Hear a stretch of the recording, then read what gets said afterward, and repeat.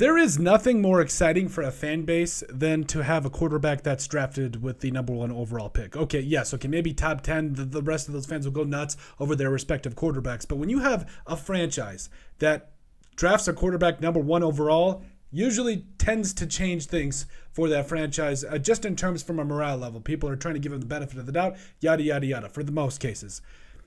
But for a guy like Bryce Young, I really feel like maybe it's not even just the fans. I think it's everybody else. I think we're overthinking it. I think we're looking at a guy that played very well for the University of Alabama and that did a lot of great things for the Crimson Tide. He's been in a lot of big games. He's shown a lot of big playability, and yet we're just going to all go out and really start doubting this guy because he looks small behind an offensive line? Come on. Last time I checked, there's been a lot of NFL quarterbacks that we look and probably shake a little bit, or at least get a little scared when they get under center and watch them go against a number 1 defense in the NFL. Teddy Bridgewater comes to mind. Drew Brees was never a big man. But I don't understand why we are going to treat the Bryce Young situation as if it's anything new. Like, I really don't understand the critics who are just saying that this guy is too small to play football. The last time I checked, NFL quarterbacks didn't need to be the most menacing dudes on the field. Like, they don't need to be Big Ben. They didn't need to be any of those big athletic quarterbacks. As long as they can throw the football with a little bit of anticipation, don't turn it over, and are a leader on their team, they're usually okay. But for me, Bryce Young is honestly worth more than a lot of people are giving him credit for. We're talking about a guy that over the last couple of years for Alabama has done some great things. 4,800 yards, over 4,800 yards passing in his sophomore year, that Alabama quote-unquote sophomore year. And this last year for the Crimson Tide, over 3,300 passing yards, 32 touchdowns, and 5 interceptions. We're seeing a guy that, you know, and that's the thing too, is if you know anything about the Crimson Tide, if you watched any amount of tape on this guy, he escaped the pocket well. He always kept his team in a position to win the football game. And quite honestly, he was just fun to watch.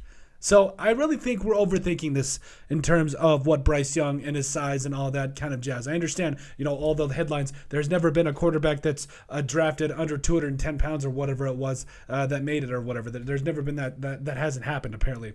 I don't think it matters.